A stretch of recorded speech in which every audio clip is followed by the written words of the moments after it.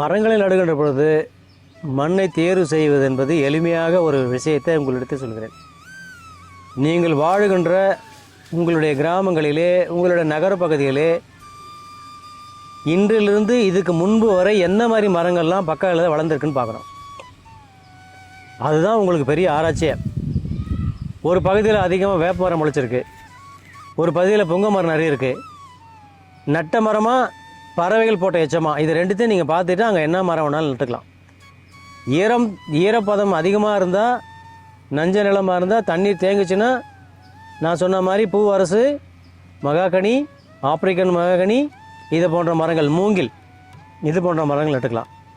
வடிகால் மண் நல்லா இருந்ததுன்னு சொன்னால் நீங்கள் வேங்கை, சந்தனம், செஞ்சந்தனம், ரோஸ்வுட்டு என்ன மரம் உங்களுக்கு நடணும்னு தோணுதோ பண்ணிக்கலாம். மாமரங்கள் எல்லா மரங்களும் நட்டுக்கலாம். அதில் அல்போன்சா, இமாம் பசந்து, பங்கனப்பள்ளி, காலப்பாடு, இது போன்ற சப்போட்டா, எலுமிச்சை, சாத்துக்குடி, நெல்லி, கொய்யா, இது மாதிரி அரிநெல்லி போன்ற மரங்களை நட்டுக்கலாம். தண்ணி வடிகால் வசதி செய்ய முடியும்னா எல்லா இடங்கள்லையும் மரங்கள் வளர்த்துடலாம். அப்போது வடிகால் வசதியை மேடிலிருந்து கீழாக தண்ணியை வடிக்கூடிய வடிகால் வசதியை செய்துவிட்டு நீங்கள் மரங்கள் நடலாம்.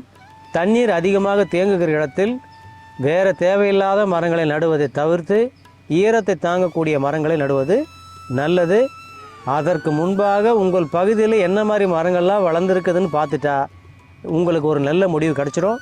அந்த மாதிரி மரங்களை நட்டு வளர்க்கங்கிறது முக்கியம். குறிப்பாக இன்றைக்கி இயற்கை வேளாண்மை பற்றி நிறைய விழிப்புணர்வு வந்திருக்கு. மரங்கள் பொதுவாக நம்ம தமிழ்நாடு அரசினுடைய வேளாண்மை அறிவியல் மையம் உற்பத்தி செய்யக்கூடிய azospirillum, rhizobium, phosphobacteria, Trichoderma viride, இது போன்ற உயிர் உரங்களை எருவில் கலந்து கொடுத்தாலே போதுமானது. கூடுதலாக தேவை என்று சொன்னால் ஒரு பயிர் வளர்ச்சிக்கு, சீரான பயிர் வளர்ச்சிக்கு எல்லா வகையிலும் உகந்தது மண்புழு உரம். இந்த மண்புழு உரம் எங்கே உற்பத்தி செய்கிறாங்களோ அங்கே தரமான மண்புழு உரங்களை வாங்கிட்டிங்கன்னா மண்ணினுடைய வளர்ச்சியும் பயிருக்கு தேவையான மணி, சாம்பல் சத்து, இது அத்தனையும், சாம்பல் சத்து, மணி சத்து, தழை சத்து, இது மூன்றும் கிடைக்கக்கூடிய எல்லா பயிர் வளர்ச்சிக்கு தேவையான ஜிங்க், பாஸ்பரஸ் எல்லாமே அந்த மண்புழுவில் இருக்குது. ரசாயன உரத்தை போவதை விட இயற்கையாக உற்பத்தி செய்யக்கூடிய நம் மாட்டு கழிவிலிருந்து, மாட்டு சாணத்திலிருந்து எடுக்கக்கூடிய அத்தனை பொருட்களும் மரங்கள் வளர்ப்பதற்கு தேவையான சத்தை கொடுக்கும். ஆரம்பத்திலே மரங்களுக்கு எருவோடு நீங்கள் கலந்து இட்டால் போதுமானது. மீதி அத்தனை உணவும் சூரிய ஒளி மூலமாக ஒளிச்சேர்க்கை ஏற்படுத்தி மரம் தானாக சாப்பிட்டு தன்னாக வளர்த்து கொள்கிறது. அதனால் அடுத்தபடியாக மரங்களுக்கு தண்ணீர் மட்டும் இங்கிருந்தே போகிறது. எல்லா உணவுகளும் சூரிய ஒளி மூலமாக கிடைக்கிறது. நாம் எந்த உணவும் கொடுக்க வேண்டிய அவசியமில்லை என்பதுதான் முக்கியமான விஷயமாக நான் சொல்கிறேன். பனைமரம் தமிழகத்தினுடைய மிக முக்கியமான மாநில மரமாக பார்க்கிறோம்.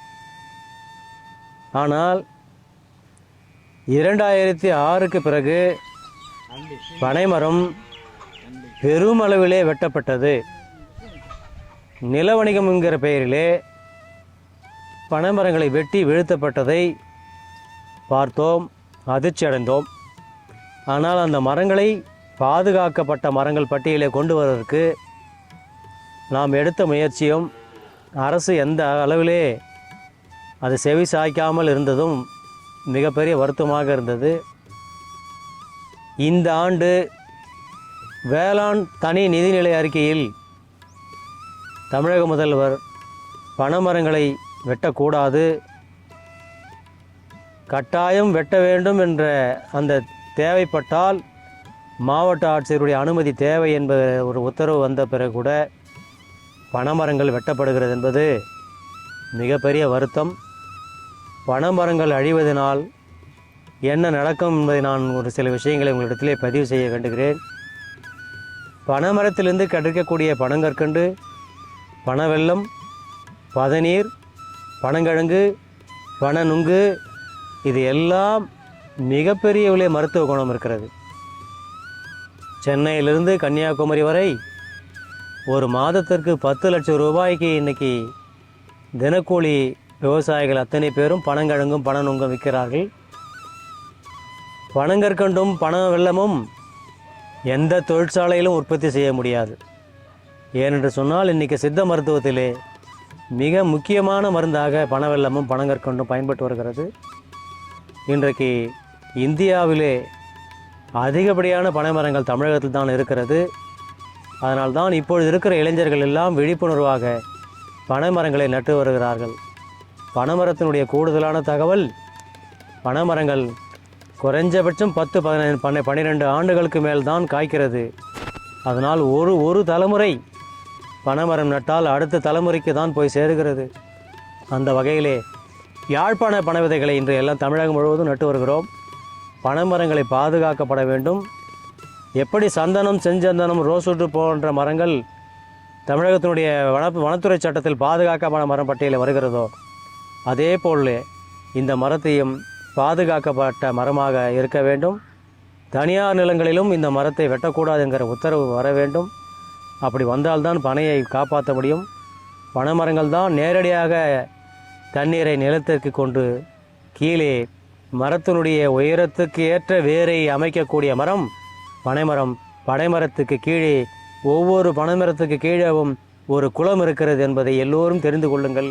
பனைமரம் தண்ணீரை சேமித்து கோடை காலங்களிலே மண் வெப்பமடையும் போதெல்லாம் மண்ணை நினைத்து கொண்டே இருக்கிறது, தண்ணீரை ஒருங்கிணைத்து கொண்டே இருக்கிறது. நம்மளுடைய தமிழகத்தினுடைய மாநில மரம், தமிழக விருட்சமாக பார்க்குறோம். பனைமரங்கள் பாதுகாக்கப்பட வேண்டும். பாதுகாக்கப்பட்ட மர பட்டியலே தமிழக வனத்துறை சேர்க்க வேண்டும் என்கிற கோரிக்கையும் இதன் மூலமாக வைக்கிறேன். நம்மளுடைய பாரம்பரிய நெல் வகைகளை விட்டு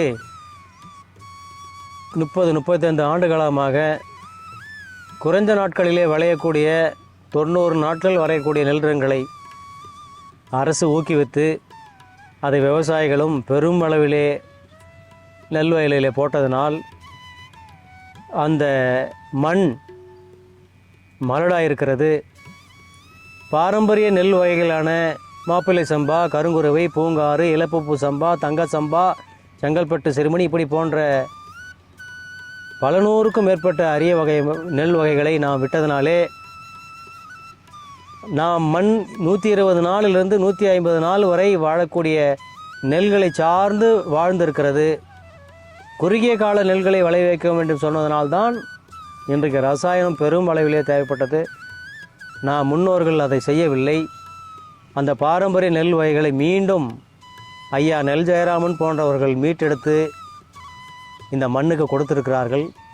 அந்த வகையிலே அந்த பாரம்பரிய நெல் வகைகளை நாம் மீண்டும் கொண்டு வந்தால்தான் இன்றைக்கு மிகப்பெரிய சவாலாக இந்தியாவிலேயே தமிழகம் முதலிடத்தில் இருப்பது நீரிழிவு நோய் என்று பல ஆய்வு குறிப்புகள் சொல்லுகிறது. அந்த வகையிலே இன்றைக்கி கார்போஹைட்ரேட்டுடைய அழுத்தம் அதிகமாக இருக்கக்கூடிய பட்டைத்தீட்டிய அரிசிகளை நாம் சாப்பிடுவதனாலே பல்வேறு நோய்களுக்கு ஆளாகியிருக்கிறோம். நாம் மட்டும் இல்லாமல் நம்மளுடைய சந்ததிகளும் அது போன்ற அரிசிகளை, பட்டைத்தீட்டிய அரிசிகளை சாப்பிடுவதனால் ஏற்பட்ட பாதிப்புகள் இருக்கிறது. அந்த வகையில் பாரம்பரிய நெல் வகைகளை சாப்பிடுவதனால்தான் இன்றைக்கி ஒவ்வொரு அரிசியிலும் ஒவ்வொரு வகையான சத்துக்கள் அடங்கியிருக்கிறது. இப்போ நாம் செங்கல்பட்டு சிறுமணி என்று சொன்னால் பூரி அரிசின்னு சொல்லுவோம். இட்லிக்கு, தோசைக்கு அவ்வளோ அற்புதமாக இருக்கக்கூடியது.